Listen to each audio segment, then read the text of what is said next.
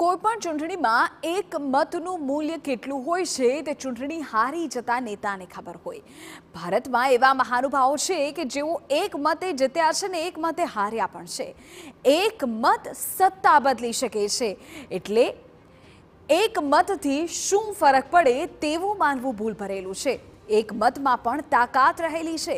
ચૂંટણી હારનાર નેતાઓમાં સરદાર પટેલ અને અટલ બિહારી વાજપેયીના મહત્વના ઉદાહરણ છે.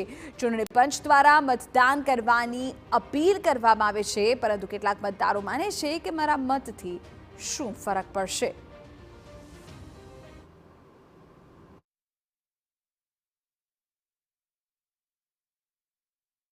આજે બતાવીશું કે એક મત માટે ચૂંટણી પંચ કેટલી મહેનત કરે છે. વાત છે ગીર સોમનાથના કટાટોપ જંગલ વચ્ચે આવેલા બાણીજા આશ્રમની, જ્યાં મહંતના એક મત માટે ચૂંટણી પંચે કરી છે વ્યવસ્થા. એકમાત્ર મતદાર માટે પોલિંગ સ્ટાફ જંગલમાં 25 કિલોમીટરની દુર્ગમ મુસાફરી કરીને પહોંચે છે. મતદારોની દ્રષ્ટિએ ભારત વિશ્વની સૌથી મોટી લોકશાહી છે. સાથોસાથ વિશાળ અને વૈવિધ્યતાને કારણે પણ દેશનું એક પણ નાગરિક મતદાનથી વંચિત રહી ન જાય તે જરૂરી હોય છે.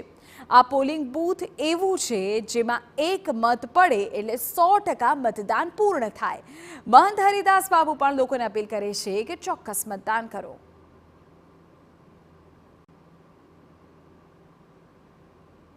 एक मत के लिए यहाँ सब व्यवस्था करते हैं आयोग विभाग और कलेक्टर साहब यहाँ सब व्यवस्था करते हैं. मैं चुनाव करता हूँ, एक वोट के लिए इतनी अहमियत रखे और इतनी सब व्यवस्था करते हैं वो. तो आप सभी भाइयों बहनों से मेरा निवेदन है कि आप सभी जाके अपना मत अधिकार का उपयोग करें. मत अधिकार का उपयोग करने से देश मजबूत होगा और लोकशाही को मजबूत होगी और सभी अपना मतदान जरूर करें.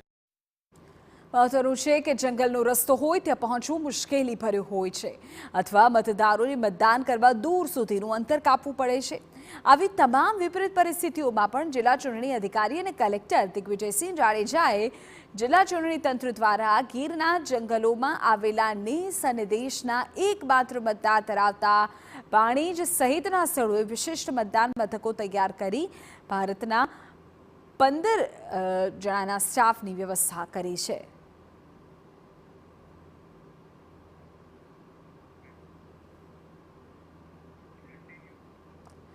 જેમાં જિલ્લા ચૂંટણી તંત્ર દ્વારા મંદિરની નજીક આવેલા વન વિભાગના ક્વાર્ટરમાં એક વ્યક્તિ માટે એક presiding officer, 2 polling agent, 1 પટ્ટાવાળા, 2 police તેમજ 1 CRPF અને અન્ય સહાયક સ્ટાફ મળી 15થી વધુ વ્યક્તિઓની મતદાન સંબંધિત કામગીરી માટે નિયુક્તિ કરવામાં આવે છે.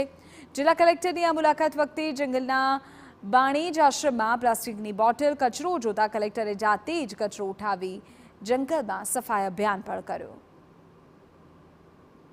આ મતદાન મથકની વિશેષતા એ છે કે આ એકમાત્ર મતદાર છે જે મારી સાથે ઊભા છે. અહીંના જગ્યાના મહંત છે હરિદાસજી. એ એકમાત્ર મતદાર છે અને દેશનું એકમાત્ર મતદાન મથક એવું છે કે જે એક મત માટે ચૂંટણી પંચ દ્વારા અહીંયા મતદાન મથક ઊભું કરવામાં આવે છે. અહીંયા BLOની પણ નિમણૂક થયેલી છે. મતદાન મથકમાં જેટલા પ્રિસાઇડિંગ પ્લસ પોલિંગ પાર્ટી છે નિમણૂક કરવામાં આવશે. સેક્ટર ઓફિસરની પણ નિમણૂક થયેલી છે. અને આજે એને એટલા માટે અમે બતાવીએ છીએ કે એક મતની કિંમત છે. આજે જ્યારે જંગલ વિસ્તારમાં એક મત માટે પંચ દ્વારા જો આટલી તૈયારી કરવામાં આવતી હોય તો આપ સર્વે મતદાતાઓને અપીલ છે કે આગામી જે મે મહિનામાં આપણે જે મતદાન 7 તારીખે યોજાવાનું છે એમાં આપ આપના મતદાનનો જે અધિકાર છે એનો ઉપયોગ કરો.